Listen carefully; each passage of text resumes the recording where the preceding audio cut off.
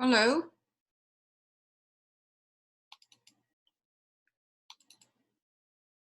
Hello. Good morning, everybody. Are you there? Hello, hello.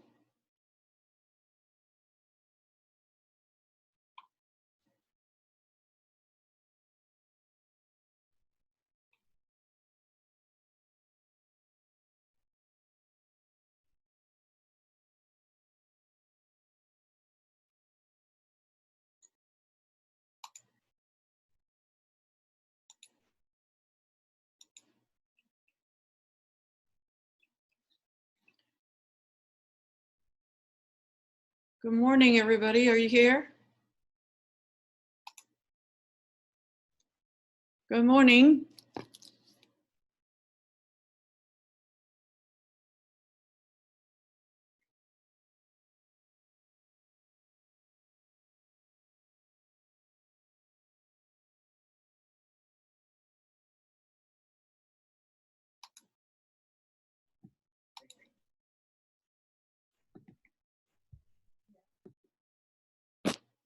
I see one student, Mariana.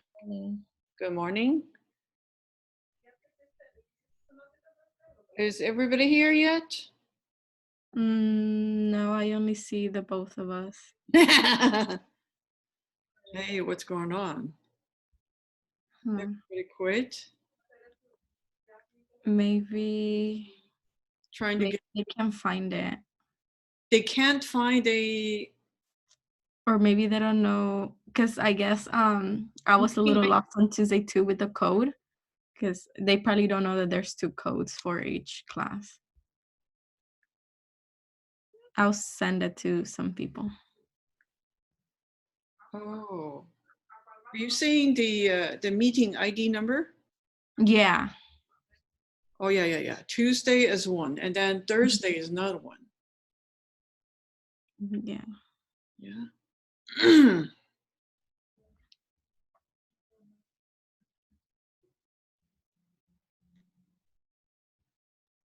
me see from my end. Do I see in the, oh, so how did you find this code number? Because you send it to us, and I have both of them saved. Oh, I see. I think, yeah, I remember I did it. Yeah. Yeah, because no, every instructor nowadays have a long list of action, and a lot of times, you know, the same thing happened to my Wednesday class. Students are saying, "Oh, we can't find you." I think they just lost it in the email or something. I don't think they saved it, because I saved it in my notes. Okay. So I haven't. Did I post that on the announcement? I think it was on Beachboard, or I don't recall if it was on an email as well, but. Okay, let me see.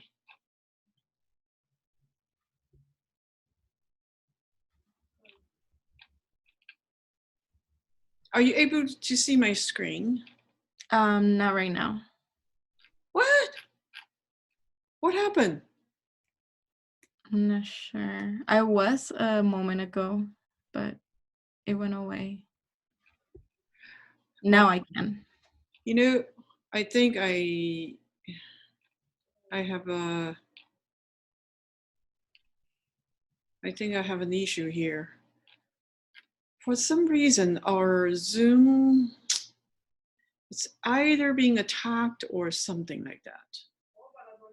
Oh, they did send out an email about that, huh? Yeah. And so I did announce the web or meeting ID. Then I don't see this, I mean, on my announcement anymore. I don't know what happened.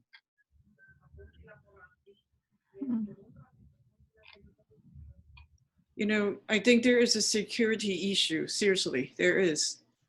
Because I did follow up with my meeting ID. Show all the new items. Let me see.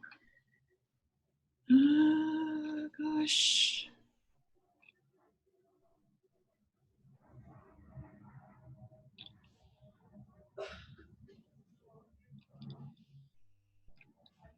the meeting ID. Yeah, I changed it for meeting. Okay, Zoom. Yes, okay, let's see. Oh, we have 3 participants now, 1 additional. Okay, let me go back to, this is some that needs to be posted. Let me see.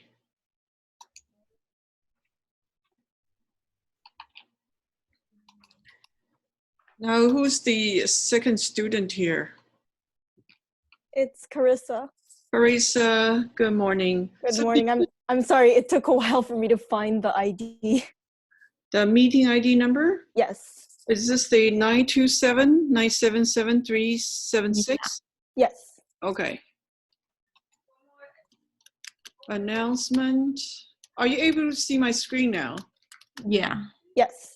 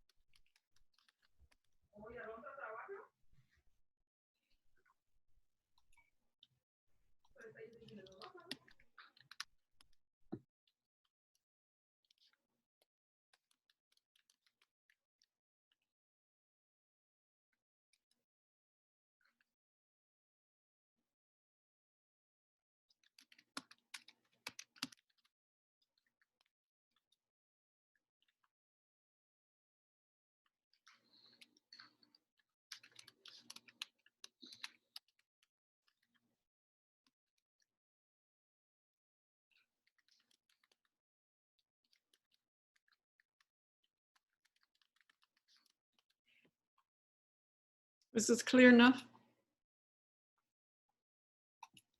Are you able to see my announcement now? Yeah. Okay. All right, now let me see who else is there. Ah, only 3 of us. I cannot lecture yet. I know students are probably struggling to find a ID. Yeah. Okay. Well, we can wait a little bit. Okay, now it made the announcement. I guess you have your pre-lab pretty much ready to go. The due date is today. Yes. Yeah. Oh, I have people texting me for the code. Oh, okay. Gotcha.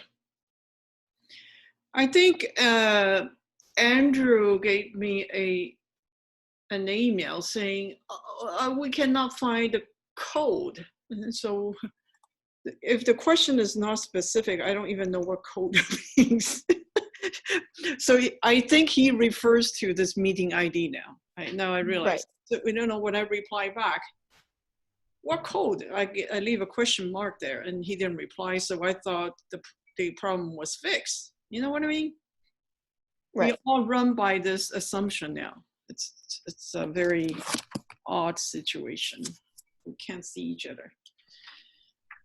Okay, so basically, I think for reaction 2 mechanism and the lab procedure wise, you are able to handle it. How about reaction rating? It's not easy, huh? Reaction rating is not easy. If you don't want to figure out side products and just copy whatever it says on the lab manual, it's easy. But no, it's more than that. I think I keep saying this to my students. You guys are doing, lab work in the school. So the side product or impurity is not what you're concerned about. But unfortunately, if you enter the real world, when customer buy your product, believe me, they want to know what they are paying for, okay? So every single impurity compound in trace amount down to ppm, if they think that's threatening, then you still have to run the test and let them know, understand? Or else you get a lawsuit, that's it. That's how scary that is, okay? And so, yeah, we want you to build this habit, knowing, you know, understanding the byproduct, the undesirable impurities. It's a real business, okay? All right, let me see who's there. George. Okay. Andy. Yeah, I don't think I have Andy in my class, but I have Taurus in my class, I know. Andrew. Carissa. Peraza. Okay, let me see who else is there. I have only 6 students, and this class I should have 10. So 4 more to go. Now, let me get started with some casual conversation first. Hello, everybody. Good morning. Hello. Is Andrew responding back to me? Yes. Andrew? Yeah. So if you have a question you want to discuss, or you know, if you need to have a like the office hours type of meeting, Yes. you will have to send me email, or I will give you my personal meeting ID number, and usually before the class or after the class, you can just use that meeting ID number and then speak to me in private. Okay? Okay. Right. All right. Anyone else? I'm missing here. Jackson is here. So are you gonna post all of these meetings codes before the class? The codes, okay. We're just talking about the codes you're referring to. Yeah, I got in a little late. Like I couldn't find where the meeting ID was. Oh, you know, Andrew, I wish you asked me the question specifically about the meeting ID number. I didn't know when you say code, it means meeting ID number. Yes. Okay, I can tell you, well, at least one person, Mariana here, she was the witness. She saw my announcement on Beachboard. So she saved the meeting ID number for Tuesday, both for Tuesday and Thursdays. And for some reason, that announcement was eliminated. I have no idea what happened, okay? Mm-hmm. And so I restored the message just now, okay? So it's okay, we wasted 10 minutes. And so today I will have to leave on time though, because I have a class at 2, okay? Mm-hmm. And so if you have a further question, okay, I will post my personal, we call personal meeting ID number, okay? On Beachboard, you can let me know, okay? Yes. We need it. All right, so today I will go over the reaction to, okay, on the data part, or what you expect to see. And I want to give you some flavor about the forthcoming experiment scheduled next week, which is the Grignard reaction. Now, this Grignard reaction is not it's not the same level as what you have learned already from 320L or just from the lecture. This is a upper level Grignard because you're creating a new chiral center, okay, during the reaction. I'm talking about the 420 experiment next week, you are creating a new carbon-carbon bond. At the same time, a new chiral center is created at the same time. And there is a way to predict the stereochemistry of this new bond, okay? And so I actually spent a lot of time yesterday trying to find a good lecture material for the Grignard reaction, and luckily I found one. I was so excited last night. Anyway, I'll talk about that later, okay? Let me close this Beachboard phase page and let's go back to our lab manual. Let me move this a little bit, okay?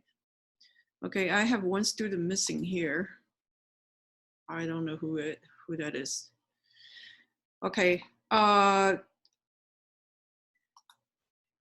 want you to revisit the reaction we are talking about, okay? Remember the reaction 1, you create a new bond somewhere that I'm using my cursor to point at the new bond. This is a peptide bond, right? Or I can call it amide. It's amide group, amide or amide. Okay, from this point on, I want to call it amide. You know why? One student was saying, Miss Jean, if you say amide, we don't hear it. If you say amide, I hear better. Okay, then, so I want to call it amide, okay? Yeah, this is an amide bond. So there's a CN bond right here. It is the first peptide bond, okay? And okay, so you will be running the reaction 2 and follow my cursor, okay? Reaction 2, utilize this carboxylic group, and the reaction calls for TBTU and wants to get this OH group activated, excited, okay? And that special compound is called TBTU, right? And I went over the slides with you already. Okay, so because this is being converted, and so I'm able to run the peptide reaction at room temperature, and I can run it fast. Okay, and so this carboxylic group will react with the amino group coming from either a protein, okay, or some other amino acid, kind of blocked here, okay. Then I can create another peptide bond. This is another amide right here. So the first amide bond is right here. Then the second one is right here. Am I right? This is your reaction 2. Am I right? Okay. I want you to look at the reaction one more time and look at the stereochemistry coming from the second amino group. Do you see this stereochemistry, the chiral center? The stereochemistry actually conserve. Do you agree? Because the methyl group right here, the methyl group right here is pointing into the whiteboard. So it's pointing away from you, okay? And this part is fixed. In the reaction 2, the chiral center coming along with the amino group does conserve. It does conserve, okay? But I told you in the last presentation, this chiral center originally in the product 1, tell me, are we able to conserve the stereochemistry? No. Andrew says no. How about the rest of the class? No. No. No? Why? What happened? What happened? Remember, Change due to the coupling reagent.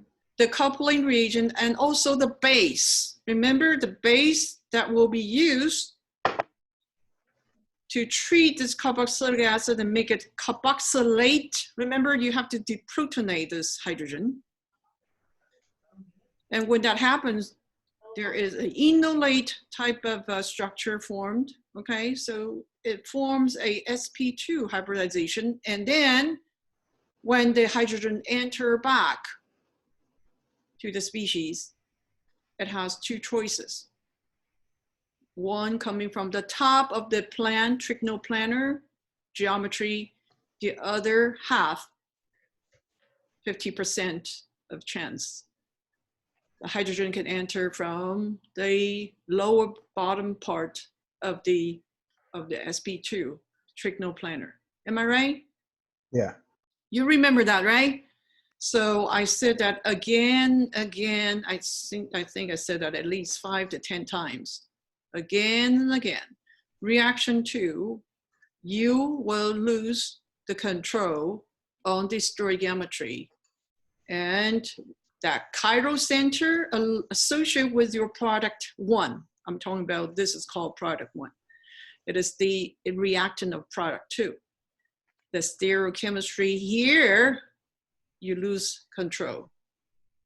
You don't have a specific rotation for this stereoisomer anymore because it will be a racemic mixture product at the end. I said that already several times, okay? I hope you remember that, okay? So this chiral center, okay, you see a squiggle right here. A squiggle line means I have no stereo specific rotation, okay? It is not because your starting point is being different, okay? It is because you don't have control. Whatever you use right here, a D isomer or the L isomer does not matter, okay? Because when you come here, you make 50, well, roughly 50-50 chance of 2 isomers. Am I right? Yep. You remember that, right? And Yeah. I won't. Racemic mixture. Yes. Yeah. Okay. So this is very, very important. Okay. Super important. So let me tell you, the students with D starting point, with the D isomer starting point, yes, it is still D here. And when it enter reaction 2, the D does not guarantee producing a D product. The D will decontaminate with L, some percentage of L. Okay, students starting point with the L isomer, yes, you produce L product in the reaction 1. Are you following my cursor? But in the reaction 2, okay, the L does not guarantee producing L because the L will also produce the D as a contaminant because, yeah, you lose the control over this chiral center, okay? So this ratio of the 2 isomers we call diastereomers will be studied by NMR. Okay, this is the main point of the whole experiment. You will determine the melting point. You will determine the optical rotation of your product 2, okay, at the end. Okay, according to the procedure, you will determine optical rotation in the crude product. What does it mean, crude? When I say crude product, what does it mean? Non-purified product. Not purified. Thank you, Andrew. You're right. The crude product means, hey, I will not, sorry, I put it back. I will only work up to eliminate the impurities associated with the reactions. For example, okay, the amine I added in, the solvent I added in, okay, all the unreacted reactants I will eliminate it, okay, and then I will collect the crude product. Why is it important to do that for the crude product instead of like a crystallized form, like a? Excellent, excellent, excellent question. Because in the crude, you probably don't see optical rotation. But after you purify it, maybe one isomer can be singled out. Okay, so let me tell you, the students will have either we call DL, because this is the L chiral center. This is a D chiral center. If you have your starting point is D, okay. So the DL is mixed with LL isomers. And the student with the L starting point in the reaction 1, you will ideally have LL as a product, but unfortunately it has DL as a contaminant. You get it? Because you all get mixture. I told you several times, regardless of the starting point, you are getting a mixture, a racemic mixture. Okay, so actually from this TBTU, coupling reagent reaction, students in my class were getting like 2 to 1, 2 being the desirable product, okay? 2 to 1 ratio, now 1 being the undesirable isomer, okay? So 2 to 1 ratio. So if you have in the mixture, in the crude, that one product is in major quantity, then you are able to single the desirable product out by doing purification, by doing recrystallization. So in the crude, maybe you don't see much optical rotation because it's a racemic mixture. Racemic mixture means that the optical rotation angle just cancel out each other. Okay, one goes, for example, plus 50 degrees, and then the isomer minus 50 degrees, and then they cancel. Am I right? There's no optical activity at all. Okay, and you have a racemic mixture.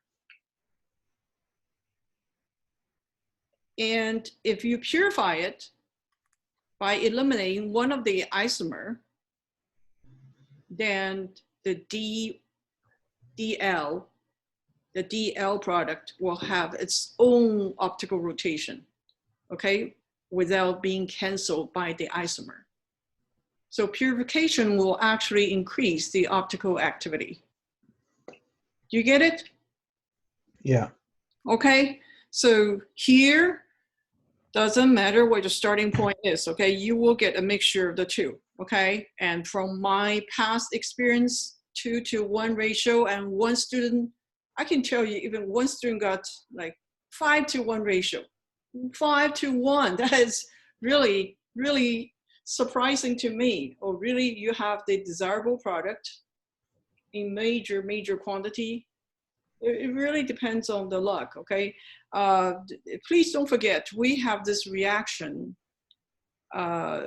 only proceed for, okay, according to procedure, you run it for 2 hours. But our 3 to 3 hours format lab, we don't run the 2 hours of reaction in full amount. Instead, we just stop the reaction at the end of the lab period, and then we leave the solution in the reactor, which is the round-bound flask, and we just sealed it, okay, for 2 days, and we come back and continue.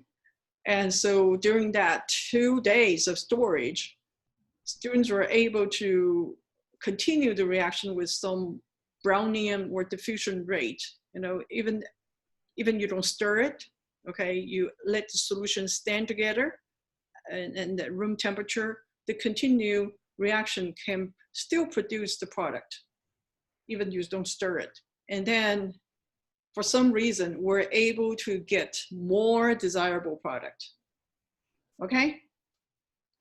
And I think I present that result to Dr. Nagayama already. Okay, and so we were a little bit excited, because some students are able to produce the desirable product in major quantities. So at the end of the purification, okay, one purification process, you can change the 2-to-1 ratio to how about 4-to-1, okay, with the desirable product in even greater quantity after purification. And then you can actually collect even more pure product by the second purification, the second recrystallization, okay?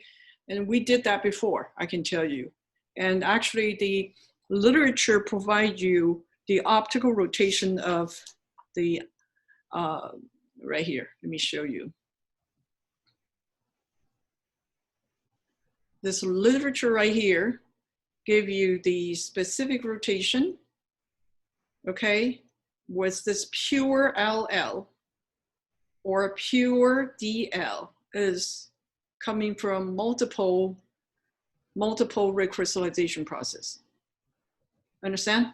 Okay, but I can tell you, if you want to produce this in the industry, my goodness, each time you purify it, you just add more cost, and is the cost just increase exponentially if you do more and more purification, and you realize you can't afford to sell your product that way. Okay, so anyway, I just want to tell you, Andrew, you asked me why do we want to do crude, and you measure the optical rotation again after purifying the crude. It is because you will see a big difference in the optical rotation. Okay. So basically, it'll let you know like which one is the primary one in yes, the yes, crude. definitely. But our result from the past indicating that the TBTU can produce the desirable product in a little bit more quantity than the undesirable one. Okay, so for some, I can tell you this TBTU technology actually worked. Okay, it is just not perfect. Okay, so scientists continue doing research, modifying maybe or change strategy, trying to increase the yield.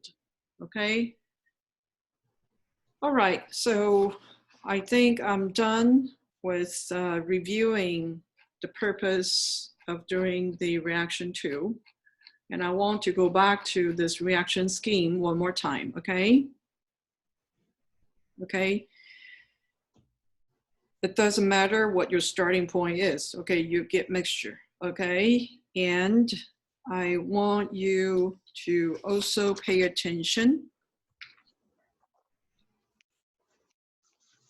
to the procedure on the lab manual. Okay, what is that? I want you to pay attention to the amount. Okay, let me see. Here is the procedure. Okay, dry DMF, DMF. Okay, so this is an anhydrous solvent. Solvent. Okay, let me alert you that this solvent is quite nasty, okay, because it penetrates through the skin, and this is a potential carcinogen. Okay, so when we run this reaction, we always tell students, if your glove is being attacked by the spill, chemical spill caused by DMF, you have to change the gloves right away, okay? I don't know how many of you actually build the habit of writing down the safety data on the reagent table. I don't know if you have that habit, okay? I want you to build that habit to protect yourself. If anyone gives you a reaction, okay, now run this reaction. You just don't want to follow procedure without looking up any information, okay? If you're dealing with radioactive elements, or if you're dealing with carcinogenic substance, you want to know ahead of time, okay? And so look up the safety data. This is a nasty one, okay? And I want you to also look up, okay, there are a lot of details right here when you do the workup, okay? You see this 2 millimoles of, this is your product 1, right? And protected amino acid, this is your product 1, okay? Then you add equivalent 1.05 equivalent. Okay, so it is based on this number, you scale it up by this percentage, okay? So L-aniline methyl ester hydrochloride, okay, we wanna block that amino acid with hydrochloride for a purpose. You figure out, okay?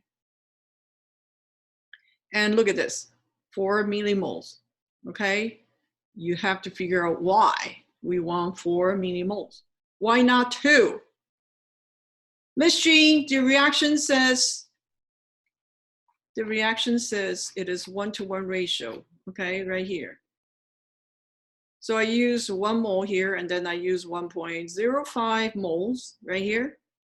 But how come this amine right here has to be double the amount compared to your product 1? You have to figure out, okay? It's because I can tell you if you understand the mechanism, you will know why, okay?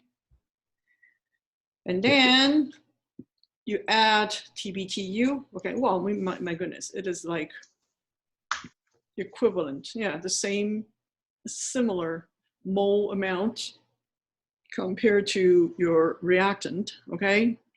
Oh my goodness, so I can tell you, it has to be offered at cheap price or else people cannot afford it, okay?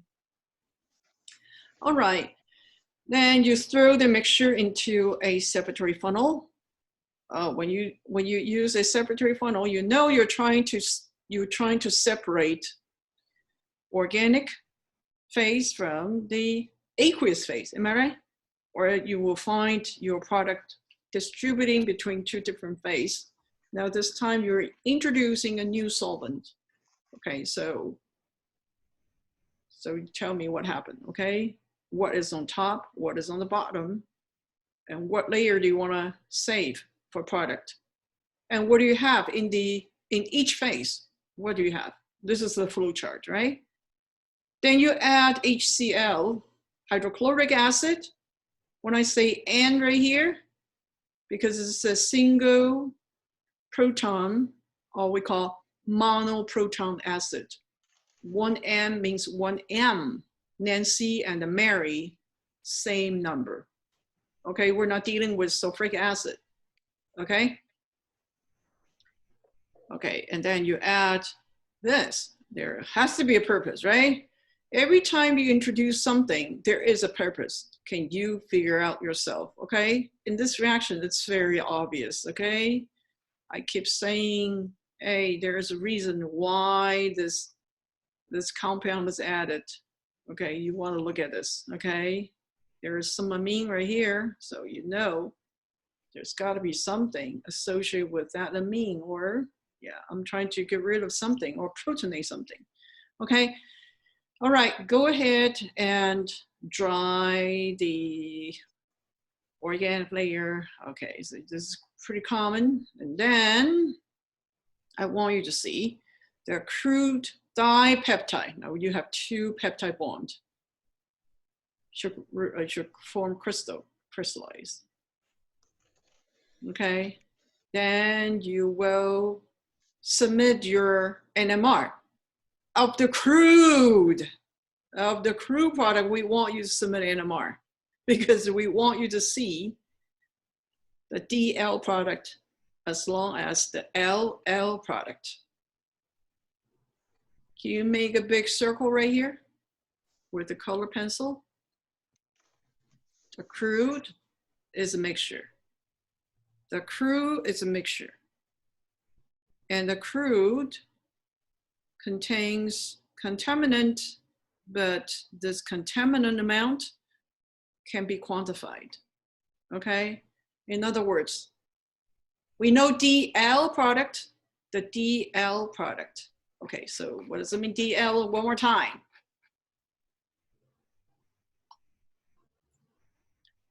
D here, L here. We call it DL product.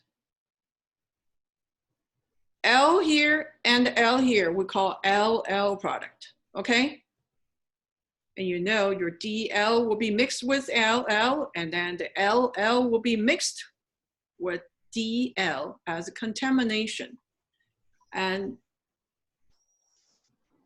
by running the NMR, you are able to see the isomers. You can see from the hydrogen integral, you're able to quantify the DL versus LL. Are you with me? Mhm. Okay, all right. Now here comes the difficult part. Ms. Jean, you said DL will be mixed with LL. Melting point, I know they will be depressed. Optical rotation, I know, yeah, it'll be mixture of the two.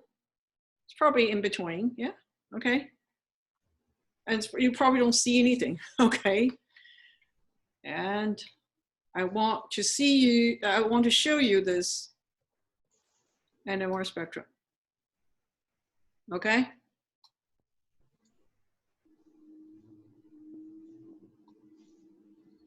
This is not a good one. Do you have this page already in printout hard copy? Yes or no? No. Not really? Can you write down on your notebook? Okay.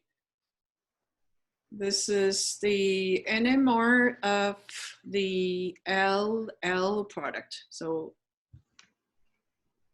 there is a chiral center right here. There's a chiral center right here. Okay. And this is the LL. I want you to pay attention to this area. In the range of 1 ppm to 1.5 ppm. Can you write down on your own notebook? Okay, in order to study the ratio of the LL and the DL product ratio, Mhm. I have to pay attention to 1 ppm to 1.5 ppm. Okay?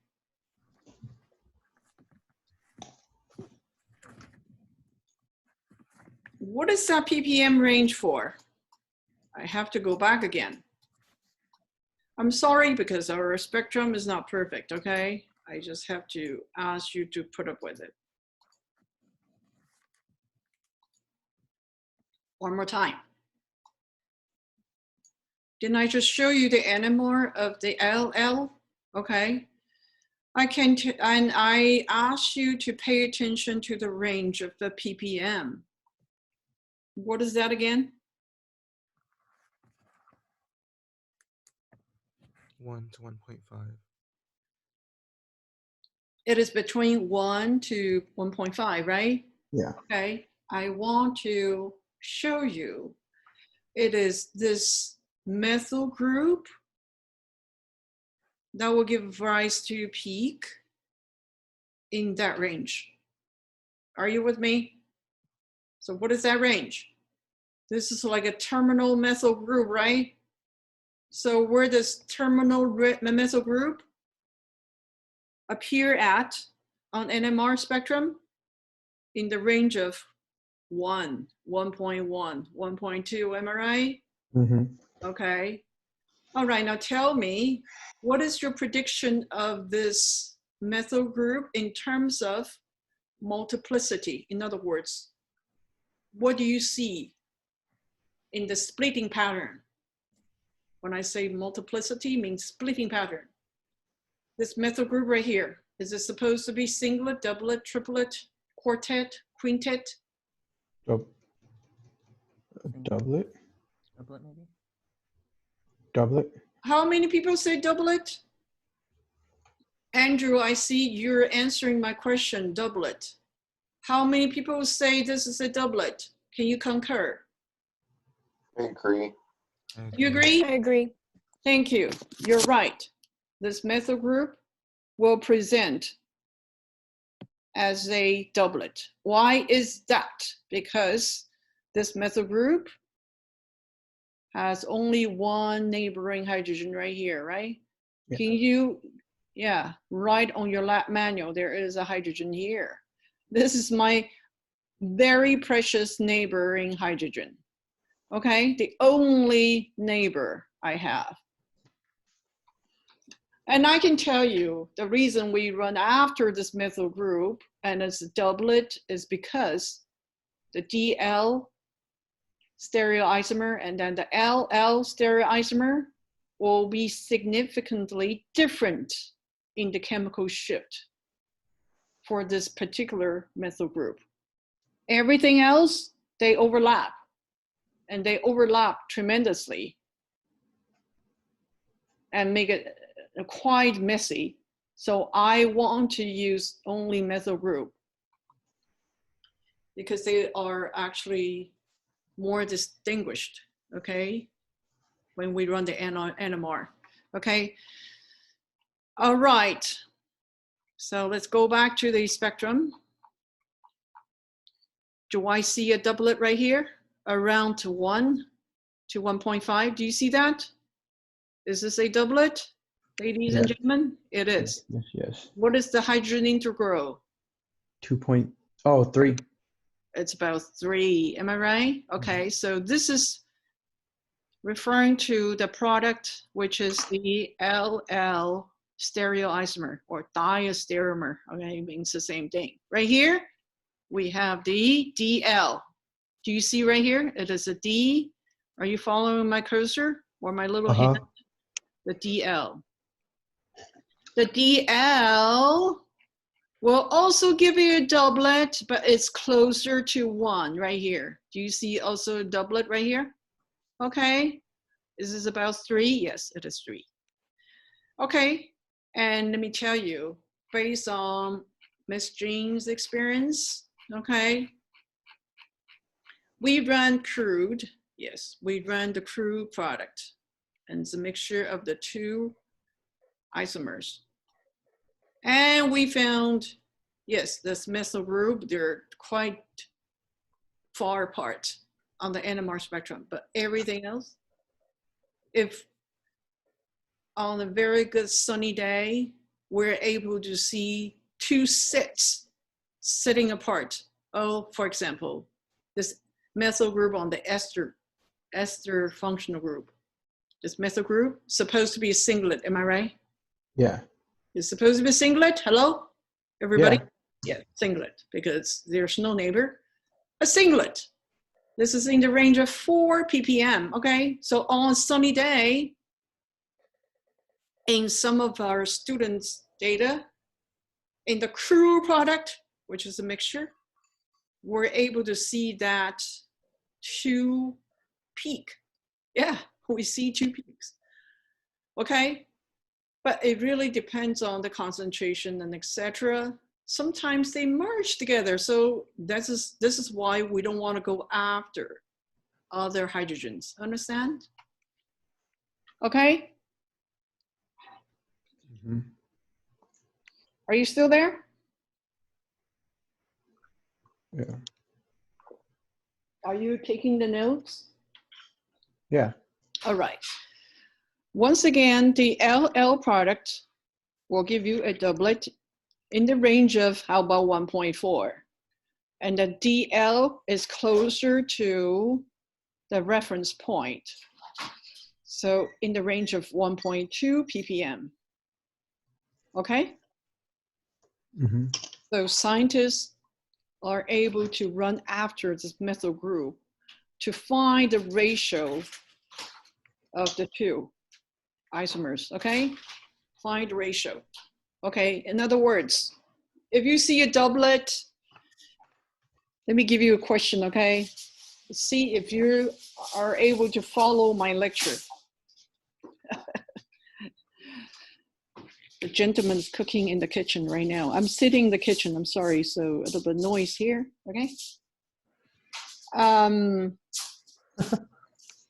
Okay, you know, let's relax a little bit, okay? Ms. Jing is actually lecturing from kitchen today because this is the closest distance to water.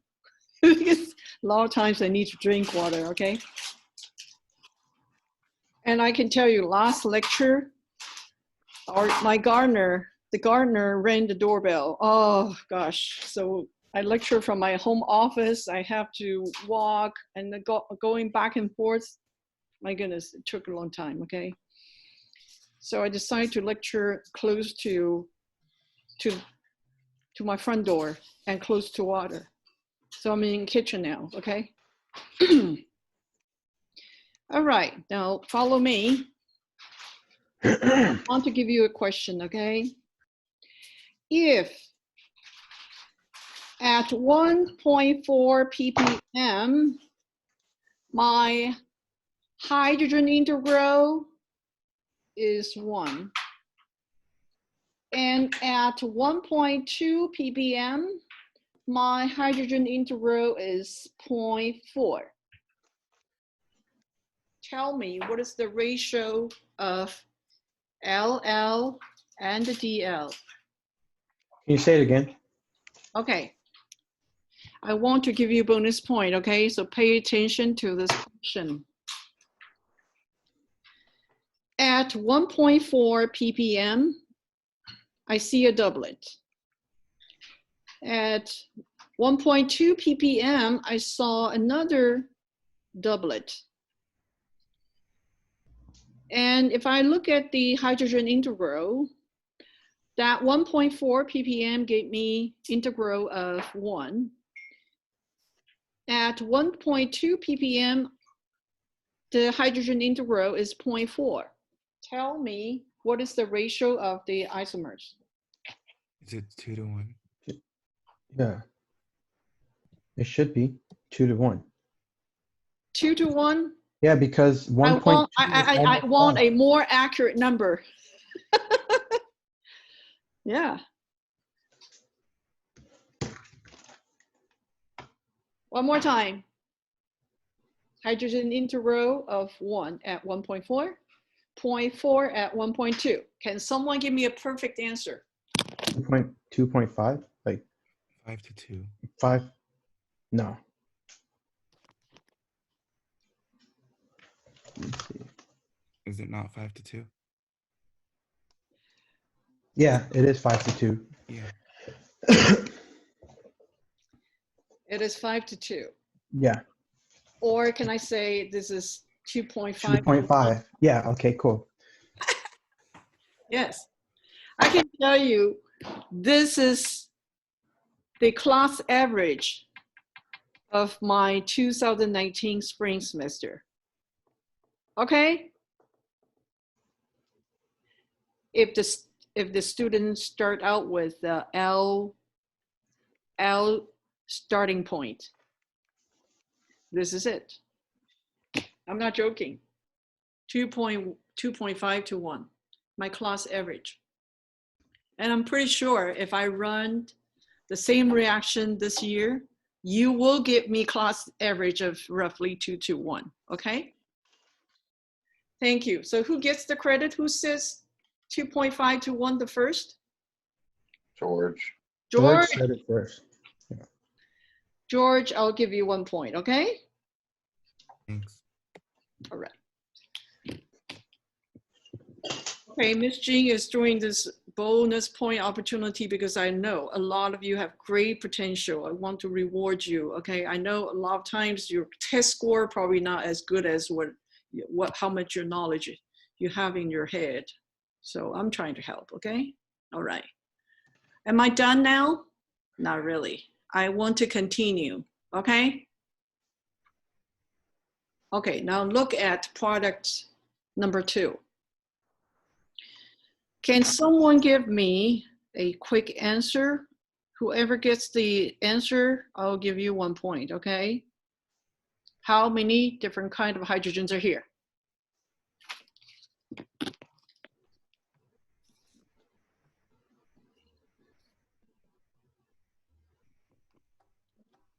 Five? No. 8. 10. Can you type it so I know who gets the right answer? Thank you.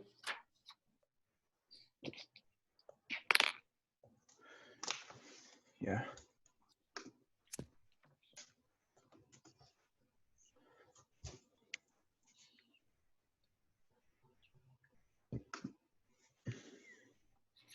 Okay, do me a favor. The hydrogen here, okay? I want you to look at how many different types also. Don't just give me one type, okay? Yeah, they should be non-equivalent there, so yeah. So I want you to type and give me exact number how many different kinds you should be able to observe in the spectrum.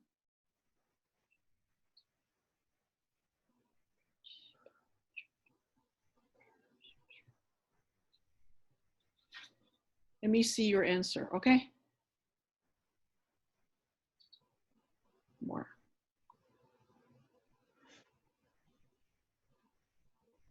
No?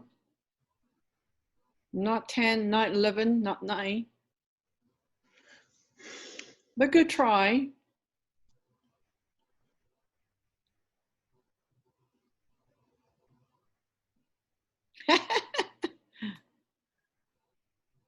Okay, you're close. Hey, hey, hey.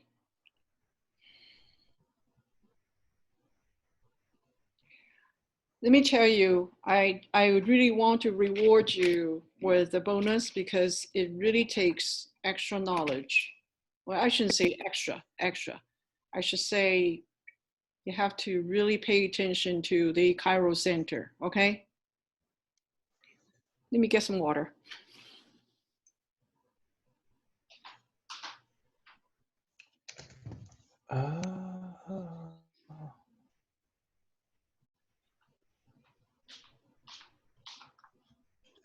Yes. Yes. Oh. Who says 12? Who says 12?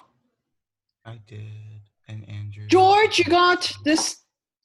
I know George has great potential, okay? George, you're right. George, you are right. 12. Okay, let's go over, okay? Your answer is right. Now, Andrew and also Jackson, I'm very proud of you. You agree with the right answer. Okay, hold on. Can I start out with this methyl group right here? So 1, 2, 3, 4, 5, 6, 7. Okay, I'm done with this lower part. How about here? How many hydrogens are here? 2 different types. Right here, right here. How many different kind of hydrogens are here? 2. Do you say 1 or 2? 2. There's 2, so that's why. There's 2. Thank you. Okay, so one more time. 1, 2, 3, 4, 5, 6, 7, 8, 9, 10, 11, 12. On the ring, there are 3 different types. Am I right? Because it's symmetrical.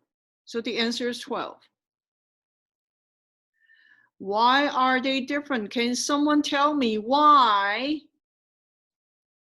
Because we call this thiostereotopic hydrogens. Am I right? Because this is the methylene group next to a chiral center. Do you agree? And you're writing that Aldo report. Am I right? From the dihedral angle, you gotta figure out, yes, what the coupling constant is, or from coupling constant, you wanna figure out the dihedral angle.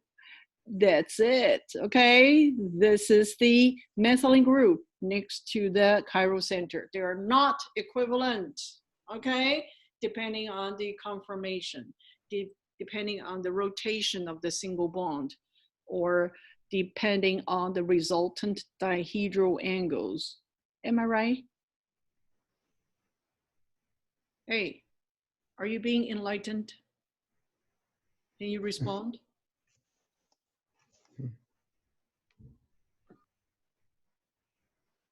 Hey, nobody cares. This should be in the Aldo report, okay? Am I right? Okay. By the way, gentlemen and ladies, did I tell you in the final exam, a lot of questions has come from the lab. Your exercise in the lab, the questions we ask you, we want you to address the difference, or the properties you want to study, or why the result give you this coupling constant, etc., or tree diagram. We want you to know in the report, so we want you to know the same thing in the final exam. A lot of questions are being repeated, I can tell you. Maybe they changed the molecules, okay, but it's the same concept. So you do want to study, you want to keep the important things in your mind, okay? One more time, the methylene group right here, hydrogens are not equivalent, and we call diastereotopic hydrogens because they are next to a chiral center, okay? All right, then you may say, Ms. Jean, am I able to see all 12 different type of hydrogens on my NMR? I can tell you, not quite, because a lot of times, because maybe this two NH group, okay, very similar in the ppm value, okay, so they may overlap, understand? So it really depends on the concentration, depending on the experimental condition. So you don't really get 12 distinct. No, you don't see all the peaks. You will see some of the peaks merged, okay? And let alone you have isomers. You have two isomers. You have a mixture of the two in the same sample. My goodness. Then, depending on the quantity, you will see a larger singlet and then a smaller singlet coming from the isomer. Yeah, it happens, okay? It happens in the crude sample. It's amazing. It's amazing, okay? All right. Can I move forward? Am I able to move forward now? Yes. Hey, it's very quiet here. If you're too quiet, I wonder if you are able to understand the essence of the chapter. All right. So besides the answer, you have 12 different types. I also want you to look and pay attention to this amide hydrogens, amide NH hydrogens. Okay, what do I want to say about this? If I ask you, do you see hydrogen bonding here? Is there hydrogen bonding here?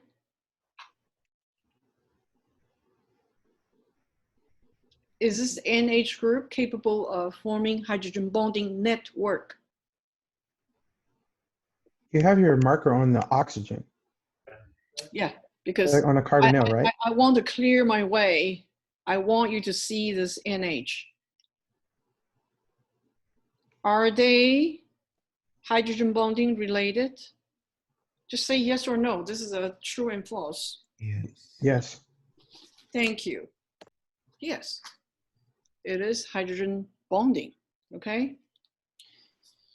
And if you are taught in my 320L class, I will tell you, students always interpret the hydrogen relating to the hydrogen bonding, the last. Can you interpret all the peaks of others first and then leave the hydrogen bonding hydrogen the last? I will tell you that again and again, maybe 5 or 10 times in class, okay? I will say, don't do it until the last. It is because a lot of times the hydrogen bonding hydrogens will not show in the NMR spectrum. For example, this guy. What do you call this group again? Carboxyl. Carboxylic acid. Am I right? Carboxylic group. This hydrogen is acidic, am I right? Yeah. Acidic, meaning releasing hydrogen proton. How many times I said, oftentimes you don't see this hydrogen at all? Very often. Very often. It is because it is hydrogen bonding also, okay? It is because this hydrogen will disappear and do solvent exchange with deuterium coming from the solvent. What solvent do you use when you submit NMR? Tell me. Chloroform. Normal chloroform? Deuterated. Deuterated, yes, deuterated chloroform. That means there is no hydrogen from the solvent, am I right? It only has D. Will D, deuterium, give you any signal in NMR? No. No. That's why we use it as a solvent, okay? Yeah. Because deuterium has a mass number of 2. If you have a mass number which is even number, then you will not see signal in NMR, okay? That is common sense to chemists, okay? Okay, so for this reason, a lot of times the hydrogen will not even give you any signal because it disappears to this solution, and in place of this hydrogen, it is D instead of H. We call solvent exchange. Are you all with me? Solvent exchange. Okay, so D is coming and the hydrogen will go into the solution in exchange. Why does that happen? Well, hydrogen bonding makes it happen. Okay, it's a network, that's why. It's a network, okay? So it really depends on which moment, okay, you're taking that sample for NMR spectrum. All right, so why do I have to give you this big review again? Because you have another hydrogen bonding right here. And I want to point out such nitrogen NH bond right here is an exception.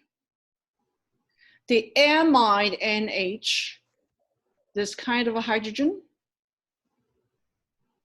some hydrogen bonding there, and it does not go through solvent exchange as often. The exchange rate is much slower. So you're able to see the peak as usual. Are you following me?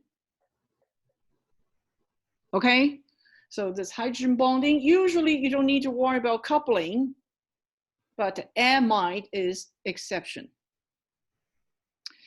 So treat this hydrogen as a normal carbon hydrogen single bond.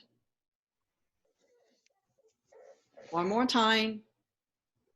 This hydrogen on the amide is just a regular hydrogen. It does involved in the coupling. It does not go through solvent exchange as fast. So it will give rise to, if you want, doublet, singlet, doublet, triplet, all possible. You just treat it as another hydrogen, regular hydrogen. Are you with me? Yeah. Can you write it down? Okay, whatever I said, it's being emphasized in the textbook. The problem is students don't want to read textbook. So I have to emphasize again and again. I have to ask you to write it down, okay?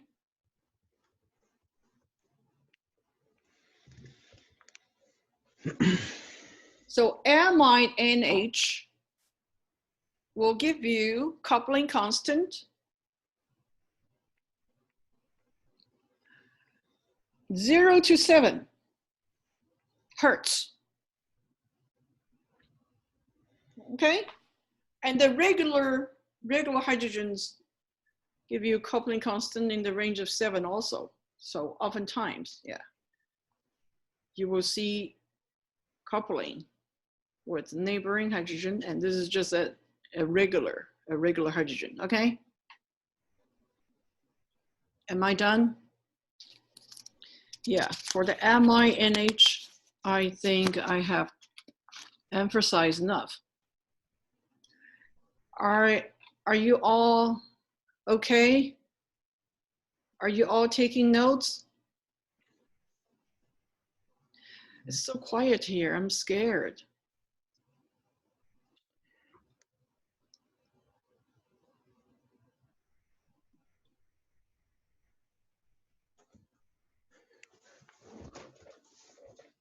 I thought that steric hindrance would play a effect in like in showing the HNMR when you have all those hydrogens very close. Oh, Andrew, it doesn't matter what steric hindrance effect is being big or small, you always see the hydrogen peaks, okay? Look at this bulky phenyl group. Mm-hmm. Do you think you can block the signals of the CH2? No way, okay? They're not in the, okay, this CH, they're not in the same range of ppm, okay? Let's put it that way. Just the energy requirement getting these hydrogens on the aromatic ring excited, it's just much smaller compared to this methylene group hydrogens. Okay, much lower energy and much higher energy for the methylene group. Okay, that has nothing to do with steric hindrance. Okay, it's just different class of hydrogens. They're not the same kind of hydrogens. They're not chemically equivalent. They're not magnetically equivalent. When I say magnetically, meaning that the magnetic field energy is also a part of a factor, okay? The magnetic field.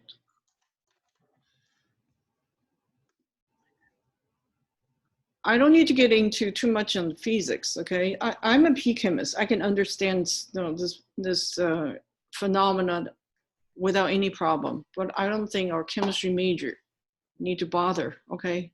You don't need to bother with the physics. Don't worry. You just want to treat this NH regularly, but this kind of a hydrogen associate with hydrogen bonding and solvent exchange can occur with deuterium in place. Okay, you want to watch out. You always interpret other peaks first. And whatever left over, you can give that to the hydrogen bonding H, okay? This is my advice. All right, and I want to continue. Am I okay to move forward? Can I get a response from all of you? Can I Yeah. move forward? Yes. Yes. Okay. So are you all enlightened in terms of the, you know, the NMR? I think I have covered enough. And I want to introduce another exercise here.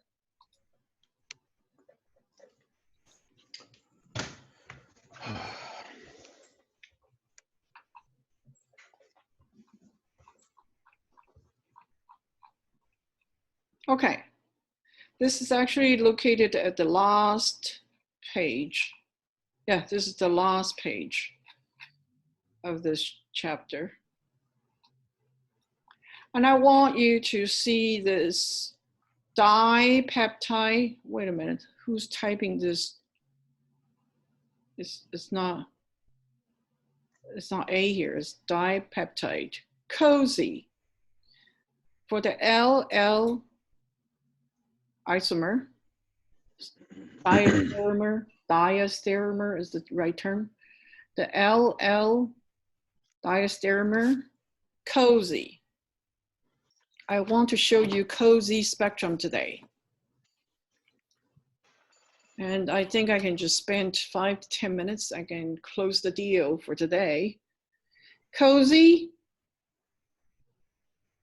is actually higher class NMR, or I can say the lower version of the MRI in the hospital. You guys are too young and you don't really need to go to hospital to run the MRI. Do you know what MRI is? Hello? Yeah.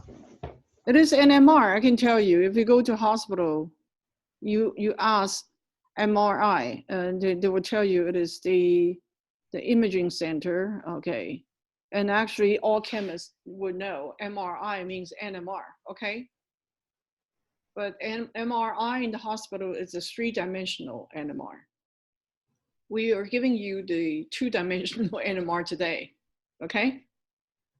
So this is a lower version of MRI. So what is the application of MRI in the hospital? Okay, they will, well, remember you submit your sample in a long glass tube, right? You dissolve the compound and you dissolve it, and then you add the deuterium chloroform, or you may add a couple drops DMSO, doesn't matter, okay? You dissolve it and then you submit it. Then our GA will just put that tube in a magnetic field, and you remember that machine. Located in, this is a room number 305, or I don't remember, okay? Room number, where the IR machine also located, okay? And so this tube will be sitting in this tube of in the magnetic field, and then we spin it, and then we provide a radio frequency, which is 300 megahertz, remember? For every spectrum, we always tell you the radio frequency that sample is run under. Okay, that 300 megahertz is the radio frequency, one type of energy coming from the machine. And then the magnets also provides the energy and get the hydrogen inside of your unknown sample excited. Oh yeah, okay, so you'll get the spectrum. Okay, now in the hospital, they don't dissolve you. They don't dissolve me, okay? They just put me inside the magnetic field, okay? And then they will scan me. That's it, okay? And then the signals will be provided in 3-dimensional analysis. And the radiologist will read it. Understand? They cannot dissolve you, okay? All right, so this is just the in-between, okay, between our NMR sample and the hospital NMR, okay? This is the 2-dimensional one. And I can tell you in the research work of NMR, this 2D, 2-dimensional we call COSY. Do you see this big name, COSY? Go ahead and look up what COSY is, okay? It's something to do with the machine language. I don't care to tell you. You don't need to know anyway. Go ahead and find COSY job for you to find what COSY is, okay? I don't care. All right. And I want to tell you, what is the purpose of COSY? It is to support extra evidence of hydrogen coupling in a two-dimensional map. Okay, it is to provide you extra evidence of hydrogen coupling. Hydrogen coupling, hydrogen coupling. That's very, very important to know. You want to know which hydrogen is coupling with what, and you'll find that answer in the COSY, in the two-dimensional map, okay? So far, so good? Okay, and I want you to look at the spectrum. This is one example of the spectrum, okay? I want to show you in the x-axis, this is just like another NMR right here. ppm on the x-axis, right? Yep. Is it just another NMR x-axis? Yes. And on the y-axis, it is also in ppm. Okay, so from here it is 9 to 0. From here it is 9 to 0 as well. Okay? So we are making this two-dimensional ppm. Okay? Okay. Hey, I can tell you, Andrew, you will like it because it's so revealing, so relieving, meaning you will see a lot of information here. Revealing, okay? So how do you use this spectrum?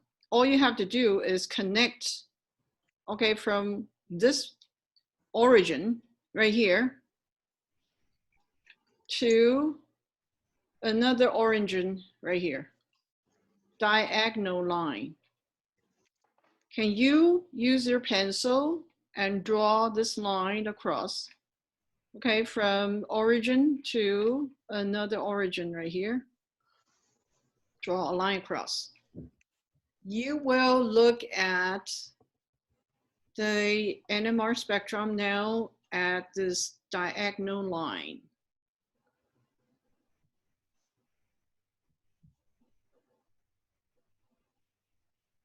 So this is being expanded from this one-dimensional NMR spectrum into two-dimensional.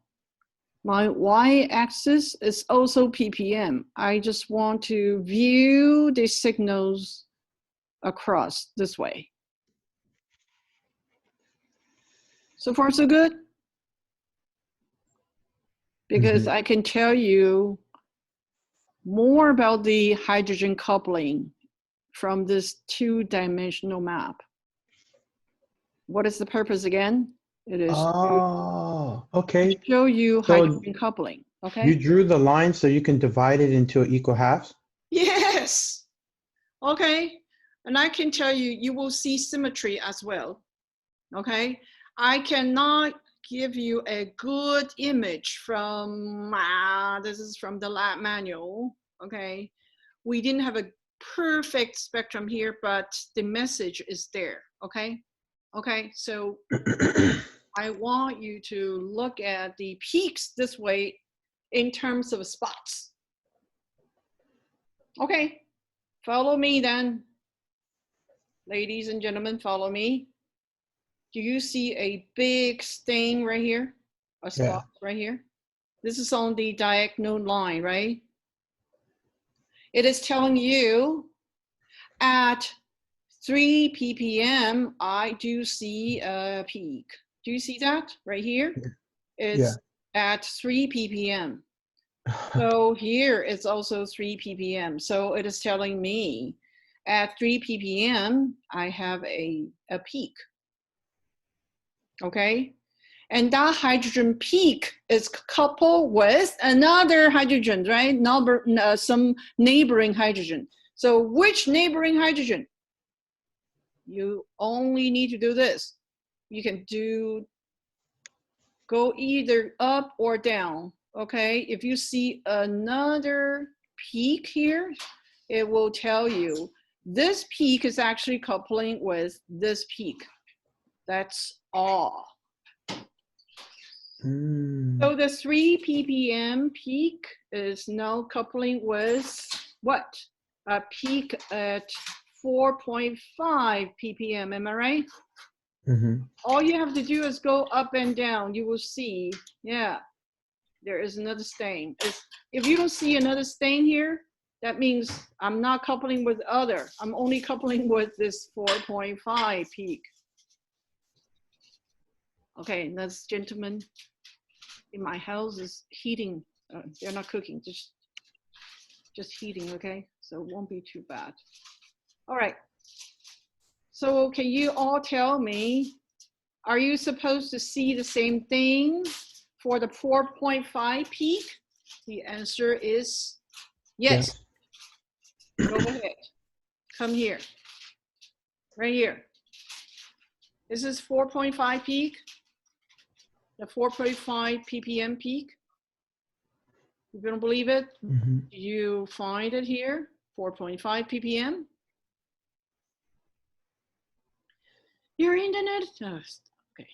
Do you find here, this thing right here? Go ahead. This is also 4.5. Okay, are you with me? So the 4.5, I can see a peak because this is being verified here on the y-axis, also in the x-axis. Okay. All right, at 4.5, I have a peak, but what is it coupled with? It is coupling with, I'm gonna go up and down to see if I have another stain, and I do see it. Yes, it's coupling with this peak at 3 ppm. Do you see that? Okay, yeah. So the story is the 3 ppm peak coupled with 4.5 ppm peak. This is being verified here. 4.5 ppm peak is coupling with 3 ppm. So this is supposed to be symmetrical. Are you with me? Symmetrical on both sides of the diagonal line. Are you with me? Yeah, so this is the power of COSY. You can use that for the J coupling. You don't really find J coupling because you cannot find the exact ppm and then do the subtraction and multiply by 300. You don't do that. You only see who's coupling with what. Do you get it? Yeah. So the one-dimensional NMR will give you more calculation information, but here this is more coupling information. Are you with me? Yeah. Okay. So I can tell you, we're not able to give you a very good symmetrical spots distribution here, but I just want to give you the concept, okay? This is actually coming from our own research, from our own students' data. We don't have a model spectrum yet. However, it's already beautiful enough, okay? So let me do one more exercise with you. Let's see if we can find anything significant from this spectrum. Let me see.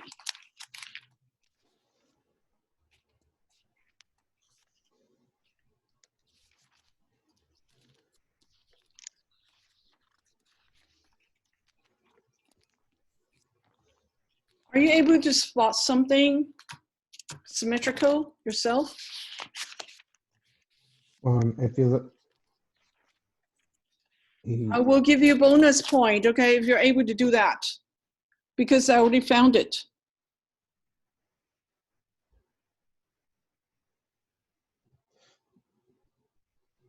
I found it. Yeah.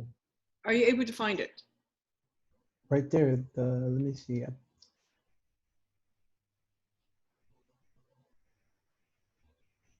The one right here at 6. If you look above, you see something at 4.5. Yes.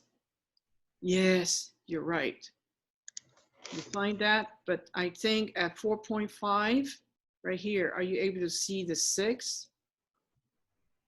Very light tint right here, Mhm. but it's supposed to be symmetrical, okay? Okay, so this is a good, good exercise. Thank you, Andrew. I'll give you 1 point, okay? It's there. It is just very light, okay? Mhm. Andrew gets 1 point.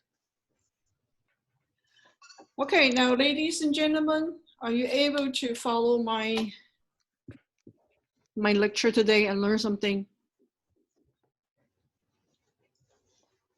Yes. Yes. And so for today's pre-lab due at 5 o'clock, are you able to write something that makes me happy? Yeah, I had a couple of questions, but Oh, great. Go ahead, ask. okay. Okay. Is So this about COSY or you want something else? you said what? Are you talking about COSY? No, I'm talking about the pre-lab. Okay. Okay, so in the pre-lab, at first I wrote the trimethylamine over the DMF over the arrow, but I wasn't sure if I was supposed to put it in the actual balanced reaction or if I can just put it over the arrow. That's an excellent question. Do you try ethylamine? Mm-hmm. Is this being regenerated or not? I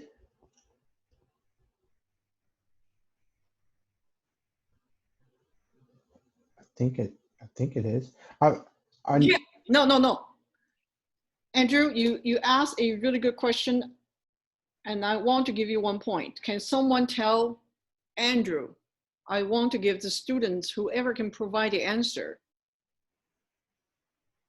Is this triethylamine being regenerated? Can someone tell him, yes or no? Carissa? I think that it is, but I'm not positive either about that. I know. I think that it's supposed to. The thing is, I put ×2 next to it because I felt like it was supposed. If it is regenerated, then it's a base that is not being a reactant. Am I right? It is probably like a catalyst. Am I right? Yeah. Yes. Thank you. Oh, then I will suggest you put it to put it either. above the arrow. That's right. Okay, cool. Excellent. And then excellent. I figured that if it was a catalyst, it would be used in excess, right? So I put a ×2 next to it. And I didn't know if that was like. There is a reason why this amine will have to be in that quantity, okay? Actually the answer is already written here. Yeah, it's because of the four. I don't want to tell you the answer. You should be able to tell me in the pre-lab, okay? Mm-hmm. Okay? Yeah. I had another question, but Carissa, I still want to give you 1 point because she says, yes, it's being regenerated. It's true, it's being regenerated.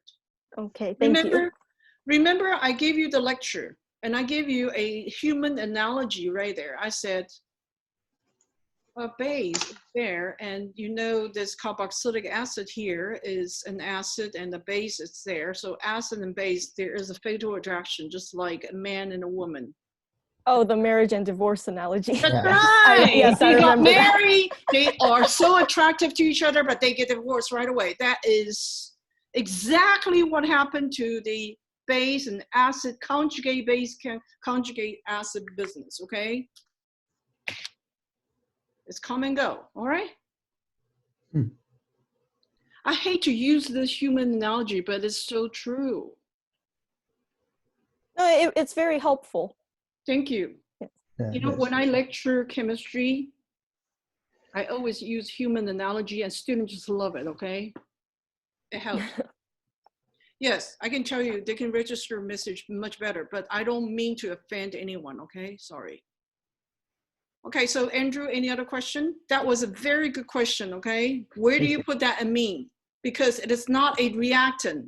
Although, yeah, it's a very important amine there in order to get the reaction started. But the thing is, it gets regenerated. So I'm not gonna say it's being consumed in the entire reaction. It will be regenerated. If it is regenerated, then you have to get rid of it when you do the workup. Am I right? Yeah. Aha. You tell me, how do you get rid of it, okay? Yeah. I also had a question about the TBTU because I know it's not a reactant also. Perfect answer, yes. And So I was confused as to where it actually goes. okay, if it is not being consumed, it's not even part of the reaction here in the reactant side or the product side. This is the net result. It's another byproduct, right? But TBTU is not part of the structure here, am I right? Yeah. So where do you put that? In the You can put your amine, yeah, along with the arrow. You can put the TBTU along with the arrow too. Whatever is critical. That's why we put a coupling right here. so it can go with the DMF. Okay, cool. So I didn't- Dr. Lee-Lin, I numbered it. Yeah, great. Is that okay? Yes. The first one will be the triethylamine, the second one's TBTU. Yeah, yes, go Okay, ahead. okay. Use a number. But I can tell you, TBTU actually breaks apart, right? In the Yes. mechanism. It That's does. where you get the BF4 from. And by the way, okay, no, it is just me. Miss Jean is very mean, you know that, right? No. Yeah. No, That's good to know. I mean, when I say I'm mean, because I'm actually, you know, I have to say, I have to admit, okay, because I come from industrial background, okay, then everything I write down has something to do with accounting purpose. I have to say that. My goodness, I get burned easily if I don't tell the production guy exactly what is being consumed, what is being exactly reproduced, then I get in trouble. Okay, so I have to be very clean with my accounting sheet. Okay, I can tell you TBTU breaks apart. Okay, and it is probably some like ions, right? Remember we gave you a whole bunch of plus sign, negative sign there. Mm-hmm. Okay, so you know how you take care of that when you have you know, organic layer, whatever. Okay, you know how to handle that. So go ahead and put the ions in the right place, okay? So it is to show people you're able to get rid of that ions, because hey, I'm not gonna sell that ion to my clients or my customer, okay? They will sue me if I have, if I'm taking the medication along with TBTU in my stomach. They will sue me, all right? Am I right? Yeah. Okay, so what I'm saying is, just in case you only want to sell this as a product, then you don't want to sell TBTU. That's why. Am I right? Mm-hmm.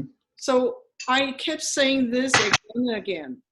Okay, making you guys think outside the box. There is a reason for it. Okay, because in reality, you're dealing with the specification of the product.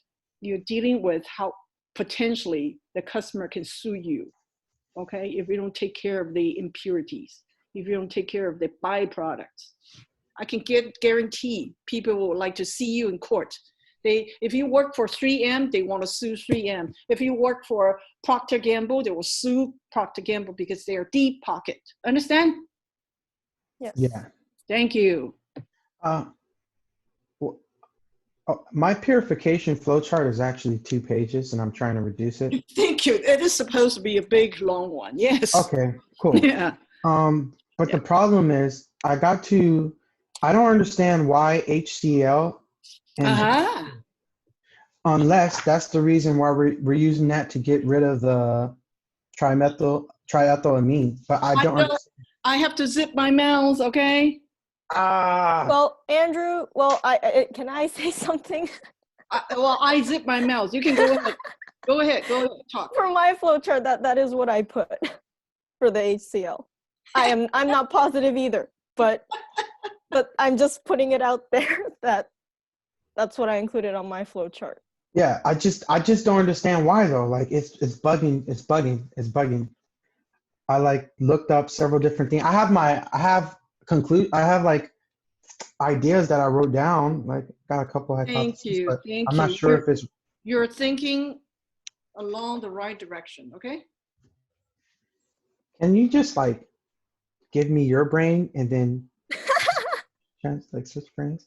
No, I don't quite have a brain when I grade. Sorry. I want to be a student when I grade, okay? You tell me. Tell me. You tell me. I don't want to tell you. You tell me, okay? Okay. Believe me, this is a good exercise, okay? Yeah. You don't mind if we communicate amongst classmates, no problem, right? No problem. Okay, cool. Yeah. Well, I hope it's okay because I just said what I wrote, so I hope that's okay to say. Yeah, normally if you are really out of scale, I will sound the alarm. I'll give you some hint, okay? But if I zip my mouth, if I say and I don't want to reveal my answer, Well, I'm glad to hear that we're at least on the right track. Well, I told you you're on the right track, okay?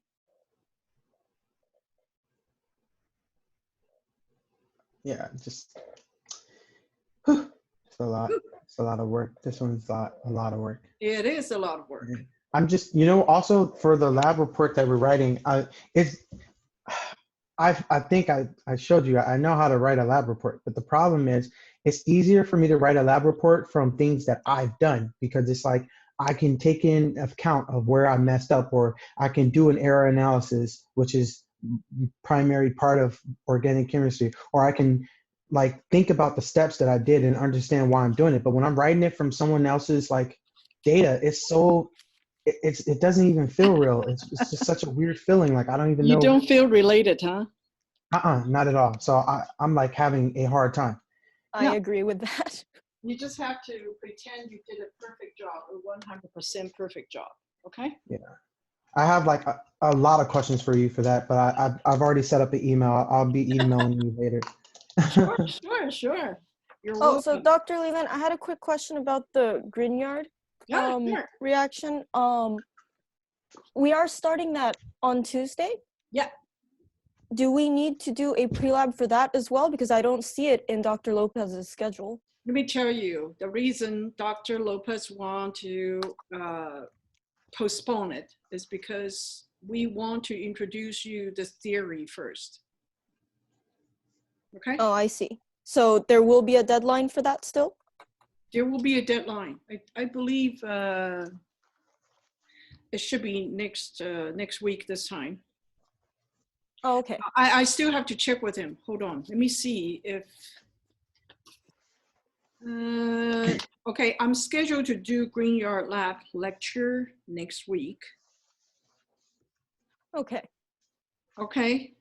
And yeah, there should be a Grignard pre-lab next, I think, Thursday. That will be reasonable. Wow. Okay. It's reasonable to assume that.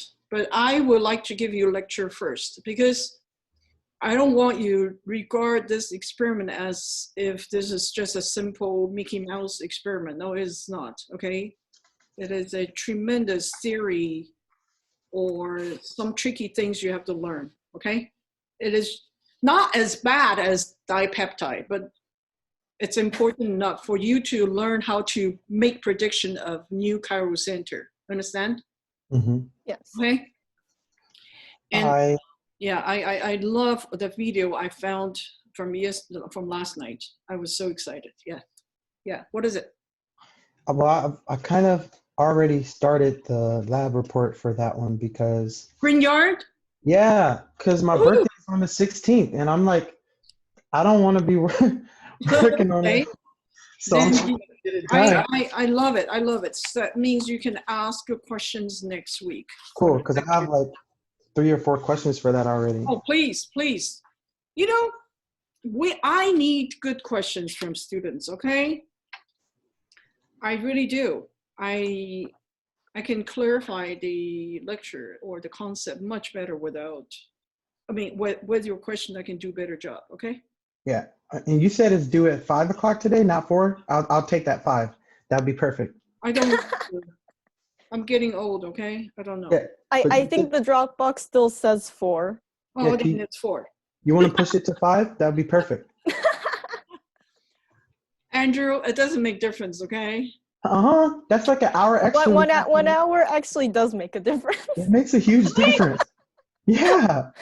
Okay, if I remember to change it, okay, I'll do that. You did say 5 in this lecture. Oh, really? Yeah. You did say that the first time. Oh. See, I gotta watch out my mouth, okay? 5 p.m. for deadline, okay? Postpone by 1 hour. I'll do that, okay?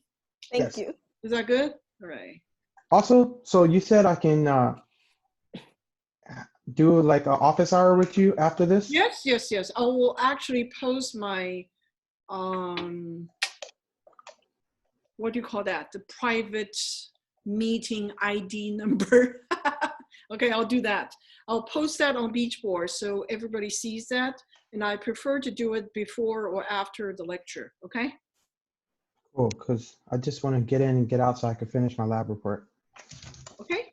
And actually, I prefer you ask question now because whatever you need clarification for, other students may have the same question. Oh no, I already asked all the questions that I need to ask. This just this is different. I just have like personal questions for you. Okay, gotcha. I have a All right. question. Okay, no problem. Okay, other question? Yes. What is it, George? Sorry, just I think last week or 2 weeks ago, you said an equivalent was like a form of concentration. Just to clarify, like in this case, it's not concentration, right? It's just like 1.05 times as much as how much we added. Are we talking about equivalent here? Yes. That means it is 1.05 times of this, Of the 2 millimoles, right? okay? Yeah. 1.05 times of, well, you look at the equation, you should know the molar ratio already, but we're using 5% extra. That's what it means. Yeah, okay. Okay? In other words, from this 2.0 millimoles of your starting material, based on the ideal reaction writing, you should know it is, the mole ratio is supposed to be, well, you tell me, but you're not using that ideal number. You're using extra, okay? Yes, thank you. So you're trying to, give some room. There should be some contamination there. Chemists always do that, okay? You have to assume, oh, this compound is probably contaminated with something already, okay? So you give room, understand? And also for Le Chatelier principle, just in case there is some minor reverse reaction, you can rely on this extra master drive to the forward direction. Mm-hmm. This is always, I mean, it's a common trick, okay? Any chemist in the world would know.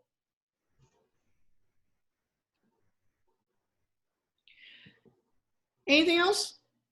That's why I can tell you, it's the region is in such a short paragraph. Actually, in the lab, it's just tremendous amount of work, okay? Especially this roller lab, my goodness, the long process, okay?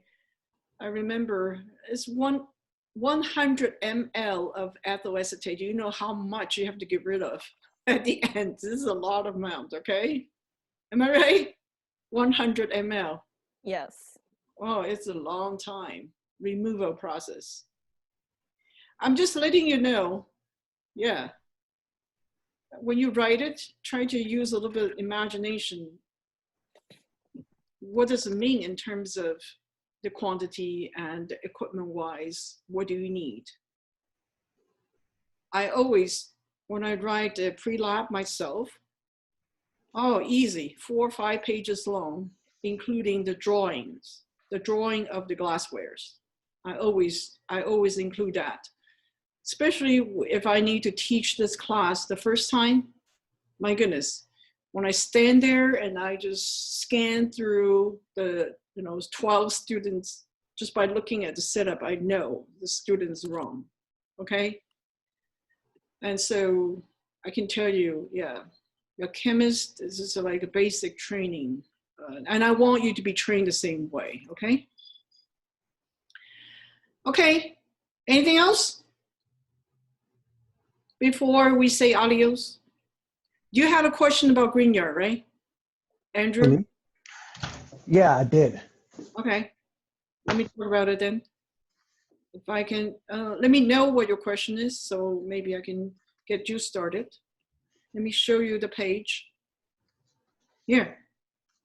Ooh, love it.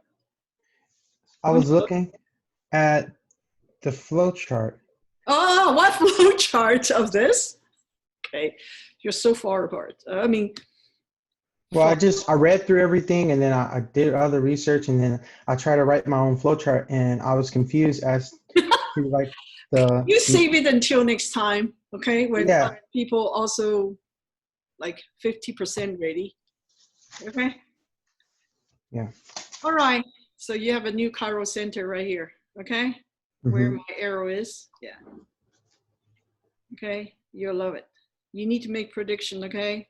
You can't just say line, line, line, line. You have to show me the 3-dimensional drawing. Which one are you getting, okay?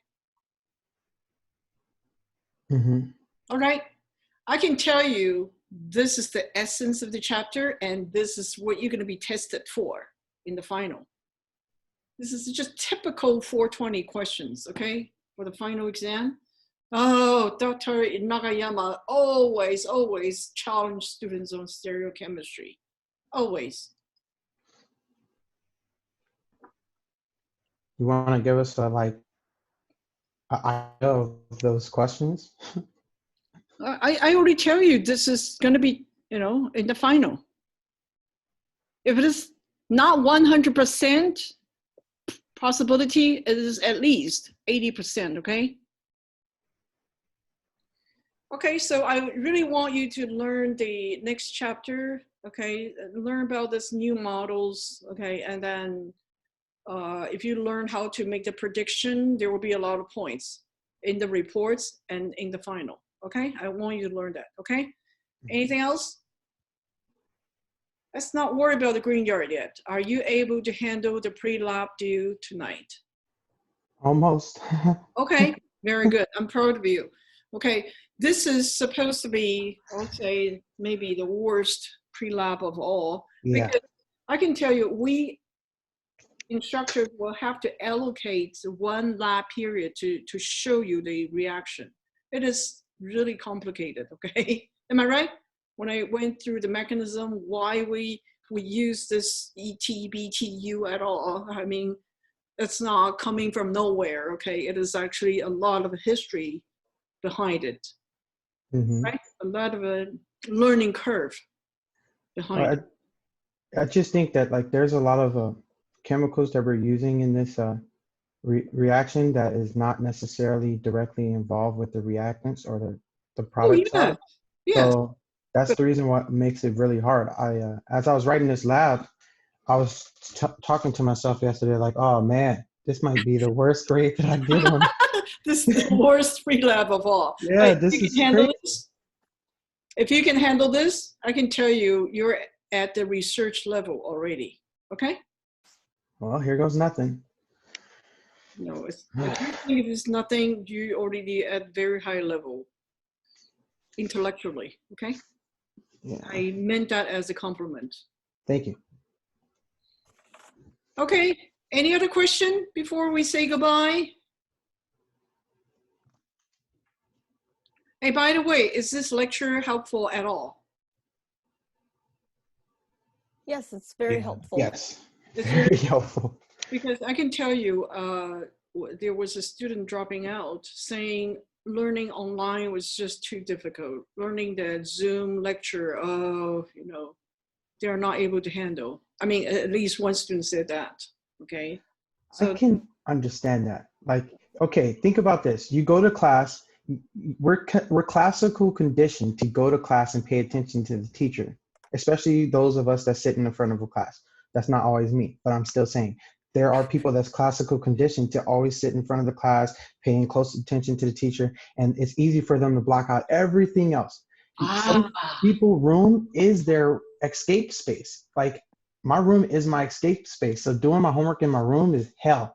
Sometimes I have to go into the living room. Oh, I agree with that 100%. There are So- so many Distraction, right? distractions in my room, Yes. mostly my own bed, because I pretty much just go to my room just to sleep. That's it. Yeah. you're right. You have to be so serious in your own bedroom. Like, man, I have like everything I want in my room. The library of my choice, my oil painting materials. And in the middle of doing my homework yesterday, I started reading the Michio Kaku book, and I was just flying through the book, and I was like, oh yeah, I got homework to do. So it's like, the I heck? fully agree. It's not just distracting to you, it's distracting to me. I have a puppy right next to me, okay? Yeah. Oh, Yeah. See? Yeah. When I lectured yesterday, she just wanted to play in the backyard. And she was, scratching the door, wanted to go out, I just have to spank her on the rear. I'm lecturing, do you know that? And yeah, it happens, okay? Yeah, that's I- true.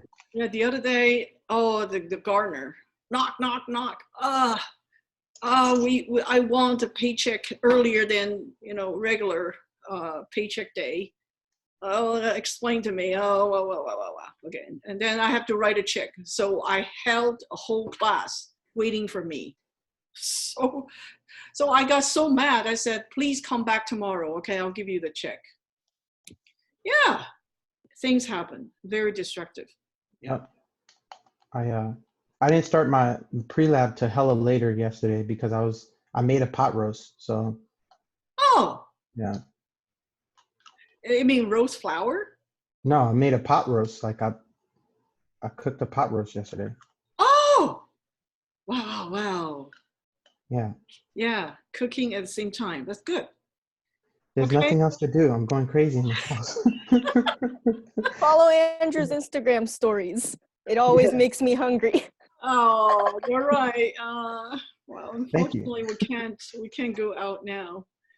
So, anything else? I hope students are able to handle the pre-lab. I hope I hope my teaching is effective enough. So tonight I'm able to grade your pre-lab easier.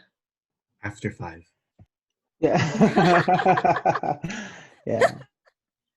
Extra Honestly, I'm very appreciative for this because like there's for sure, like there's a lot of students here that are very smart, and like we all bring different things to the table. So I think communicating with other students is very important as well, because like George pointing out that there's 12 hydrogens.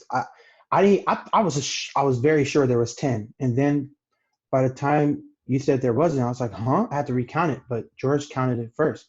So that was very impressive. And I mean, I've talked to several of the other students in the class, and like, I got a vast amount of knowledge because I read and I do a lot of research, and I love organic chemistry. I have like 4 different organic chemistry books in my house. Wow. But I can't get, it still don't all come together. Like I need another perspective, because like no matter how knowledgeable you are, you still have horse blinders and people see things from different angles. So it's very important to talk to somebody else. Exactly. it takes practice. And Yes. if you have someone you can actually compare your notes with and check your answer constantly. So I can tell you, I realized with this Zoom lecture, I'm able to hold your hand much better in terms of theory. Hmm. I feel that way. I hope you feel the same way, okay? Because imagine if you guys are all busy trying to collect the product, do you think I have time to talk? No, No. not at all, okay? Some of these slowpoke, some students cannot get, they cannot get the reactant in place quick enough, and etc. There are a lot of distracting issues here and there. I just have to say, I have more quality time with you on the Zoom. I appreciate that. Okay. And so I hope you know, with this Zoom lecture, you get to appreciate organic chemistry a little bit more than before. Actually, everything makes sense. Okay. Everything makes sense. If you apply yourself, a lot of times I don't want to give you a straight answer because I really want you to connect to the general chemistry or all the common sense you already built in the past. You have that knowledge, okay? You have to apply yourself. I have to force you to think. Once you do that, you realize, my goodness, I can handle it. I'm smarter than I think. Yeah, okay? I want you to feel that way, okay? And the same goes to the next experiment. I can tell you, when I was an undergrad student, I hate the chapter stereochemistry. I really hate it, okay? I'm willing to fail in that chapter. I just don't want to read it. Because we didn't have a good instructor, or we didn't have enough hands-on experience, or we didn't have the modeling kit culture of using a modeling kit. Nowadays, the modeling kits are provided in high fashion, but in the old days, we don't have it, okay? We didn't have that option. So we learned it with a lot of imaginations. And so that chapter is considered, I mean, to me, it is basically a poison. I learned everything else about the organic chemistry but that chapter. But I realized with nowadays we have this YouTube, and we have this like animation type of a teaching, showing students a mechanism, or we can simplify the model. Actually, more and more research scientists come up with more models. It makes learning much easier than before, and I appreciate that.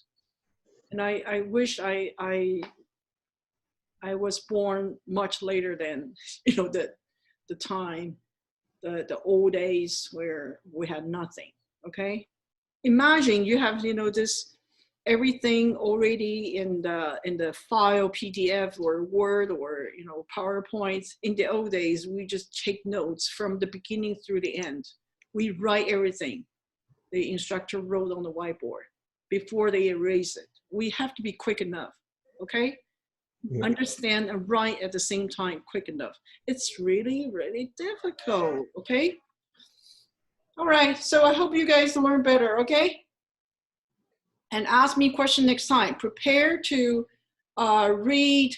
I'll send you guys an announcement, okay? About Grignard, I will give you some preparation, self-preparation, maybe reading assignment in advance, okay? We are now close to the, I would say almost to the end of the semester, and I want you to start working on your oral presentation.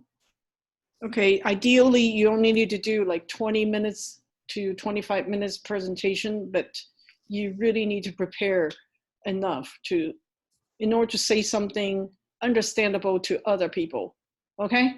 Yeah. That's a lot of work.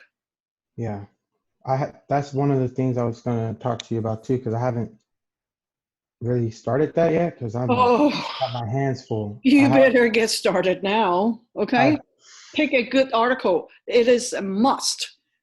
If you pick a wrong one, if you pick a bad one, what I'm saying bad, meaning that you really cannot deliver a good message, it is a research project that you cannot win with. It's just boring, or it is not stimulating, or it is not related to what we learn. You realize you don't lose, you will not build a lot of interest presenting it. That's not good. Okay, you have to find the right one. Will I have time to pick an article like later this week or the beginning of next week? This week, this weekend. I am busy with my other classes. I'm like slammed. Yeah, it's really depending on your time management. I strongly recommend that during the weekend where you don't have class, I want you to do research online. Okay. Mm-hmm. Yeah. Okay. So, Dr. Lee-Lin, Yes. what day would we start the presentation? Would that be on the 30th, or would it be the first week of May? I think it is Dr. Lopez's schedule is a little confusing on that part. Yeah. Because there is really no solid, he didn't say a solid deadline here, but I will prefer to do it right after you finished writing the Grignard report. So after April 24th, okay, when you submit the Grignard report, that's April 27th, right? Or 28th for us. Yeah. That Tuesday, yes. Yes, I want to get the oral presentation going. Okay? Yep. Okay. Rock and roll. Okay. Actually, the earlier the better. Okay. And this is why, we're now roughly, my goodness, we're only 2 or 3 weeks away. 3 weeks away, right? So I want you, Yes. I want you to provide a electronic copy of the article. Oh no.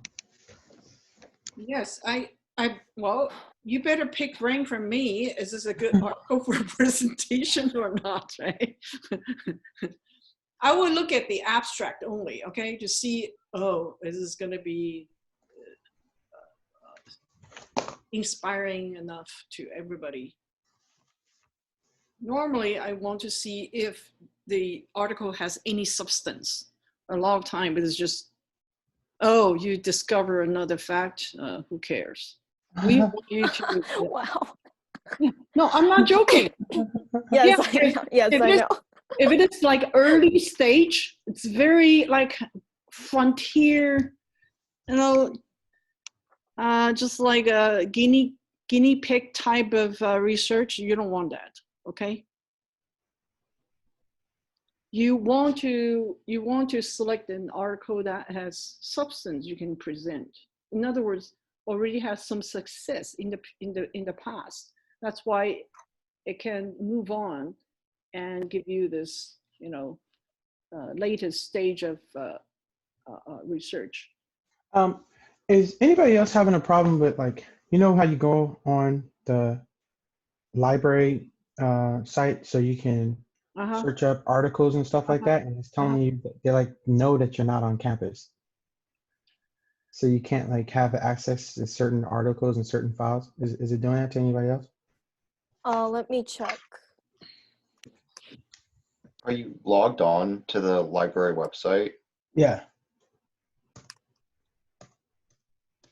I live like down the street from the school, so I don't understand why it's doing that.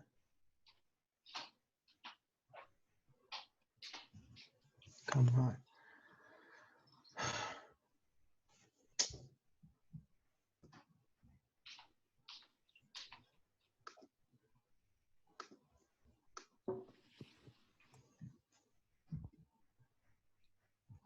And by the way, hello.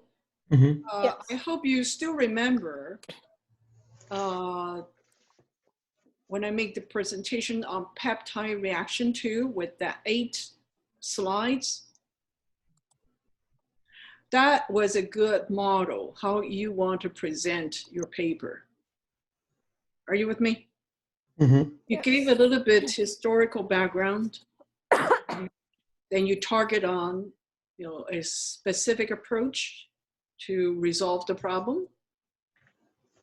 And you talk about the latest research result and then experimental part a little bit, okay?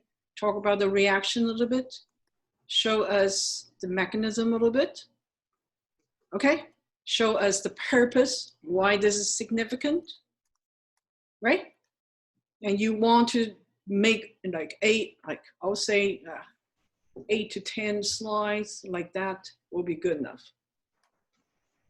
Okay? Yes. Yes. Yeah, this is all you need to do. Just follow what I did. And I remember you guys were able to absorb.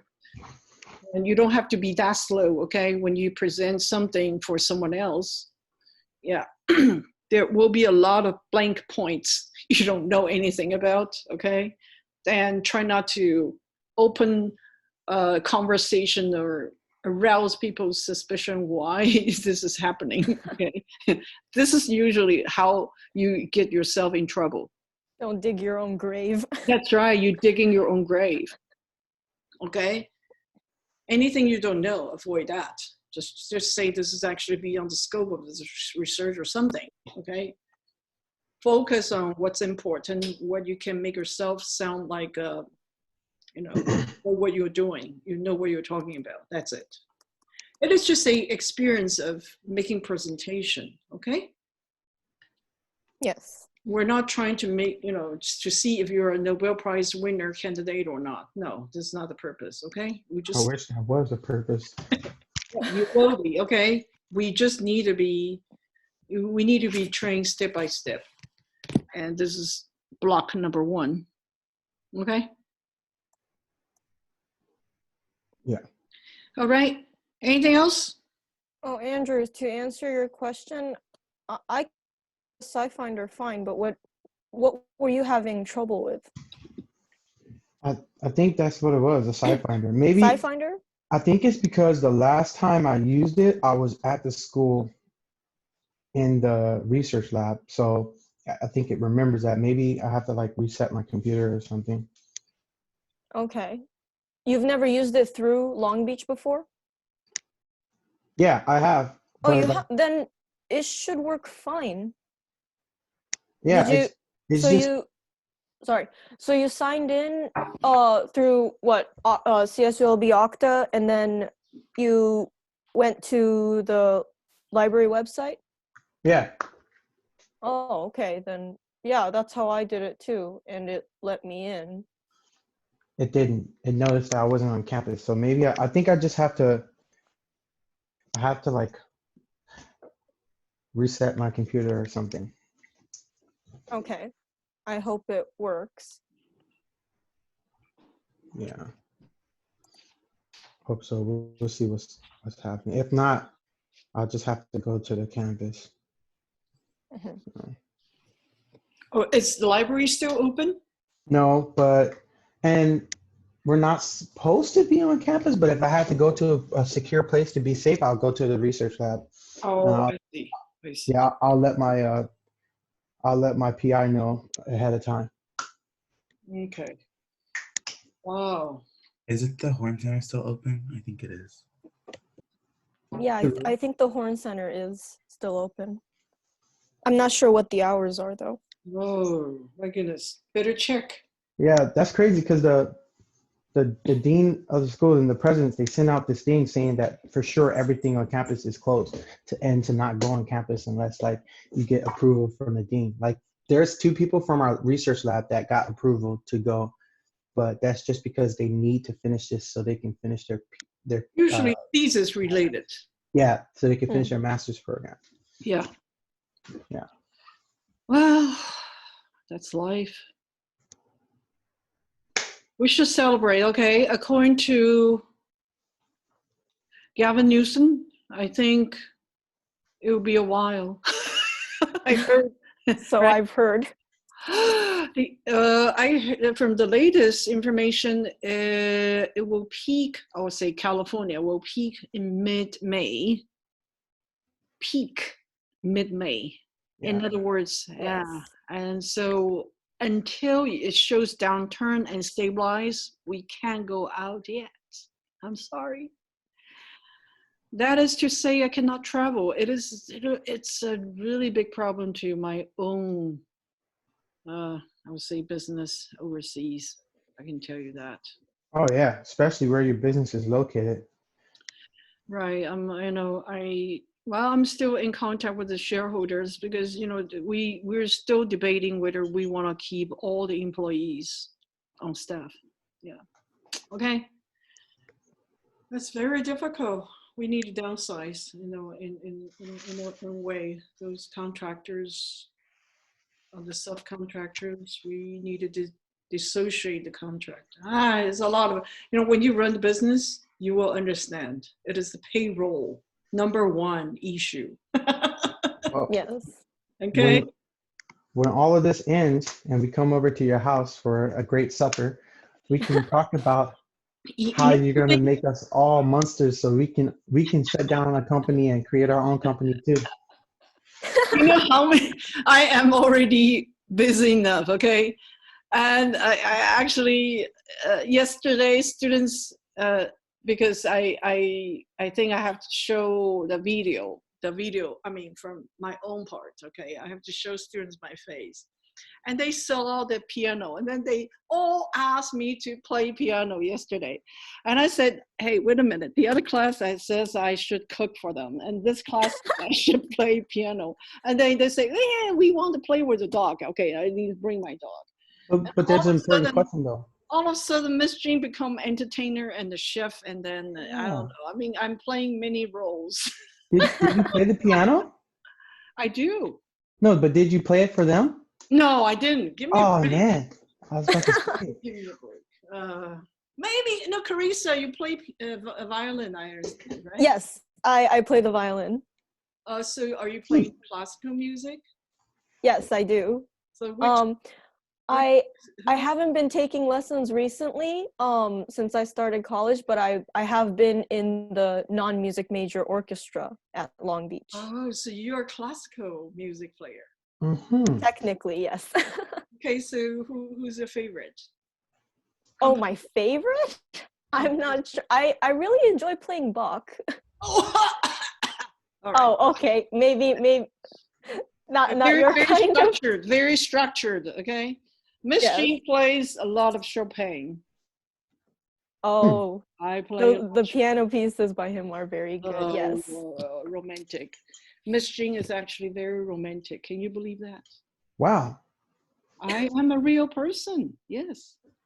I should be an artist. Yeah. Anyway, I'm a real person, okay? We will do that when our semester is over. Yeah, we should celebrate, okay? That's all I'm saying. All right, so from this point on, can you do the work according to my recommendation? Okay, so next time we will get on the Grignard reaction. We'll get on the new model you have to learn, okay? And I'm so happy. I'm so excited last night. I found a video. It is only 12 minutes video and it will give you a lot of points. Oh, I was so excited because I need to find a good video in order to assist you learn that model. Understand? Mm-hmm. I know my lecture alone, lecturing, the stereochemistry by Zoom, I think it is so difficult. So I really need to rely on a good video, but I can answer your questions very well after you view that 12 minutes video. Understand? Okay, Yes. so you need to have some building blocks in order to ask me good question. Okay, but anyway, that's next week. I want you to focus on this pre-lab first, okay? Make sure you can get me a very good pre-lab so I can just browse through without checking, hey, you made a mistake here. And how do I give you the partial credit? I hate that kind of grading, okay? Hate it. Just give me a perfect answer. Can you all do that? We'll try. Try. Okay? No promises. Promise. Yeah. Actually, from the pre-lab writing, it's already a big training, and it is okay, I would say pre-lab for you to appreciate, you know, all the technical details, equations, writing, and also procedure-wise. But the other parts of the theory will have to come from your, you know, whether you can answer the questions at the end. Okay, Dr. Lopez, I'm pretty sure for peptide and then for Greenyard, it will be just short answers, like a worksheet type of a report. Okay? Unless he changes his mind. And those questions, I can tell you, they are all very important questions because you will see them in the final exam, a lot of them, okay? Yes. Okay?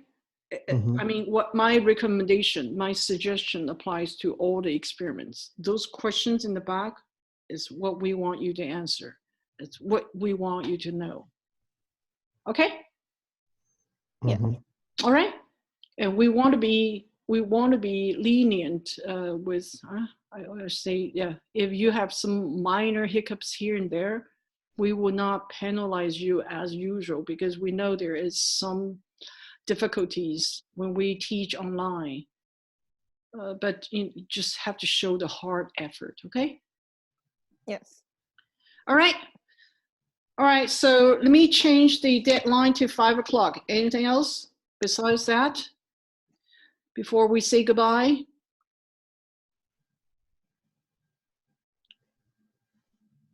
Hello? Yeah. I think we're good. Are you gonna put the? Yeah. So Personal meeting ID number? yeah. I should announce that too. Okay, I will do that. All right. I'm trying to see if I can get this patent. I have a very specific question. But you can ask me later, okay? Yeah. All right. That will be it. I don't think the video today, do I need to upload it on YouTube? Yeah. What? Are you serious? Well, I mean, I might have time to go back and hear something that you said and recheck one of my answers or two. It might be effective. Okay, all right. I'll give YouTube uploading. Okay. Thank you. All right. But do you guys really Did visit you the upload the YouTube? one from Tuesday? From Tuesday, you want that too? Well, I didn't find it. Oh, because I didn't upload it. Oh, Wait a minute. Tuesday. Today is what? Today is Thursday. Thursday. Thursday. So what was Tuesday's lecture? The 8 slides, right? Yes. Oh, okay. I'll do that. All right. I will do it. Is that it? yeah. All right. All right. See you next Tuesday. Thank you. Adios. Bye-bye. Have a nice day. Goodbye. Bye-bye.